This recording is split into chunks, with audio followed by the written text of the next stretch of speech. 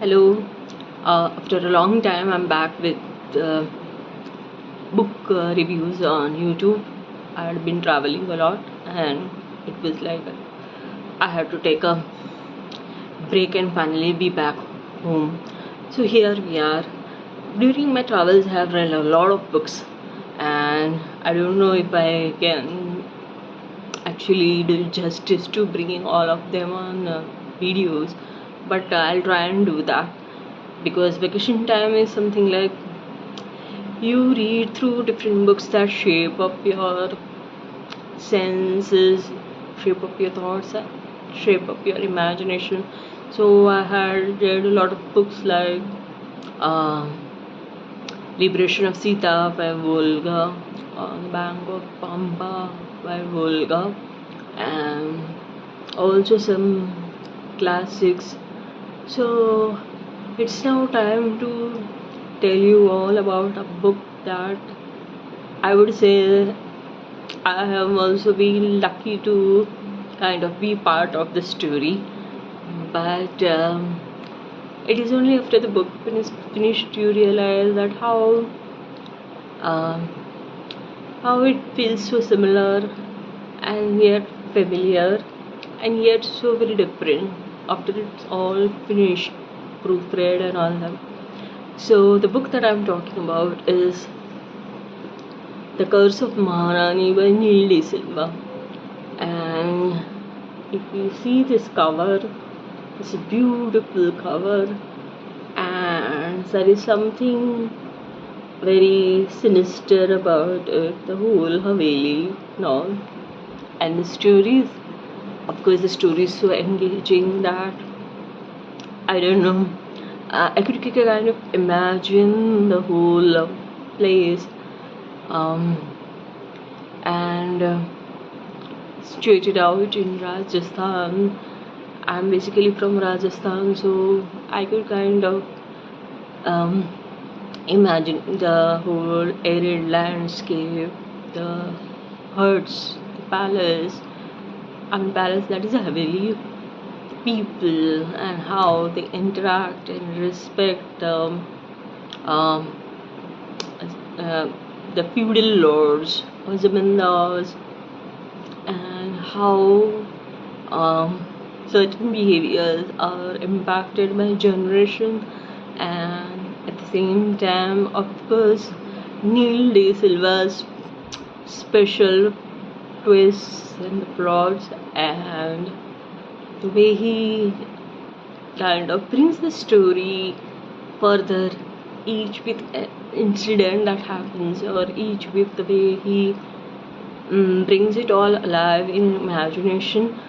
So while this whole Ruhera family has been cursed, there is something about a woman's desires and wishes, and how curses are built upon time because of various factors.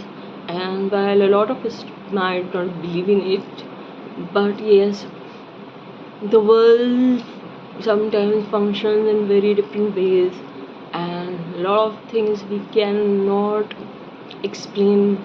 So while black magic and tantra and all that is something that we all cannot fathom, there are dark energies, dark entities which can impact your worldview, and if you don't understand them, probably just uh, let them lie. But this is something that a Gen Z, uh, can say a Gen Z reader might connect to, because it's across generations, like I said.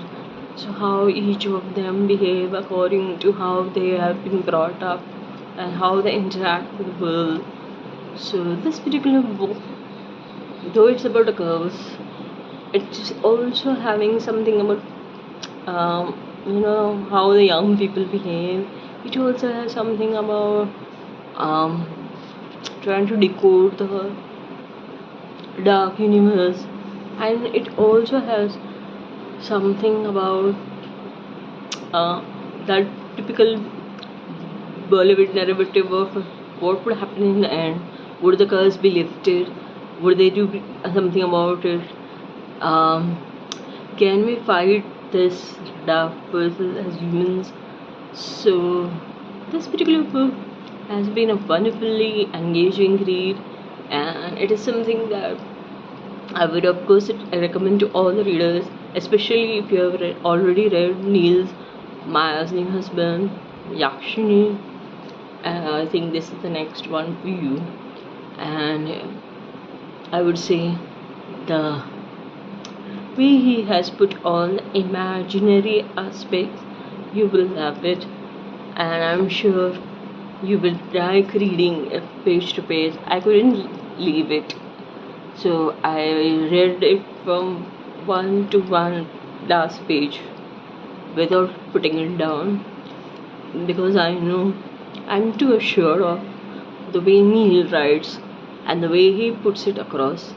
So, if you want a supernatural, engaging read and something about intrigue, do pick this book. There are plot twists and turns you will enjoy. Thank you.